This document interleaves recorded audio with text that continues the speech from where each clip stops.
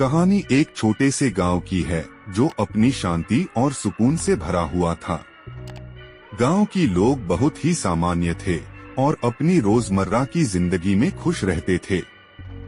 गांव के पास एक छोटा सा तालाब था जिसे सब लोग बड़े प्यार से बुलाते थे भूत तालाब। भूत तालाब के आसपास कभी भी रात के समय जाने का डर रहता था। लोग कहते थे कि रात को वहाँ अजीब अजीब आवाजें सुनाई देती हैं और किसी ने देखा है कि उस तालाब से कुछ अजीब सा निकलता है। लेकिन यह सब केवल गांव के बच्चों और कुछ डरपोक लोगों के किस्सों की बातें थीं, क्योंकि किसी ने वास्तविक रूप से किसी भूत को नहीं देखा था। एक दिन गांव में एक युवक आया। उसका नाम आदित्य था। वह बहुत ही साहसी और निर्भीक था। उसने सुना था गांव के लोगों के बीच फैले भूत तालाब के बारे में और उसे यह सोचकर हंसी आई कि लोग कितने अजीब अजीब किस्से बना रहे हैं।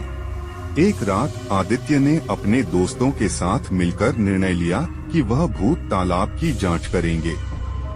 वे सब बड़े ही उत्सुक और हौसले से भरे थे। उन्होंने रात के समय लाइट्स लेकर तालाब की ओर बढ़ते हुए देखा कि तालाब कितनी हौसला अफजाई से सिकुड़ रहा है। जब वे तालाब के किनारे पहुंचे तो उन्हें देखकर हैरानी हो गई। वहां एक पुराना मंदिर खड़ा था जिसके दरवाजे हीरे की चमक से बदल रहे थे। वे धीरे धीरे मंदिर की ओर बढ़े और देखा कि वहां कुछ बुढ़िया बैठी हुई थीं। वह बुढ़िया उन्हें मुस्कुराती हुई देखकर बोली, तुम्हें यहाँ आने में कितनी देर लग गई? क्या तुमने मुझसे मिलने का इंतजार किया है? आदित्य और उसके दोस्त दंग रह गए।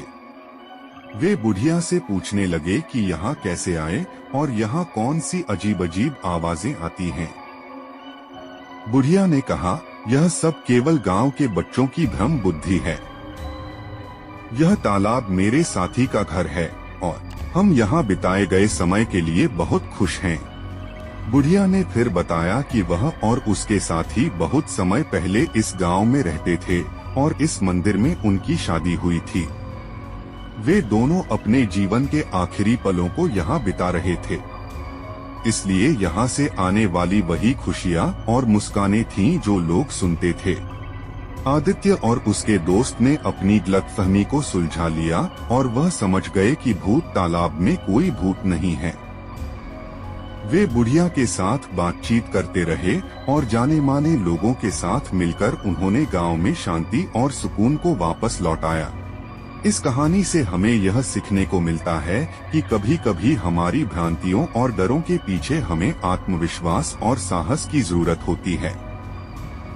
अगर हम खुद को सही से समझते हैं और सत्य का पता लगाते हैं तो हम सच्चे सुख और शांति को पा सकते हैं।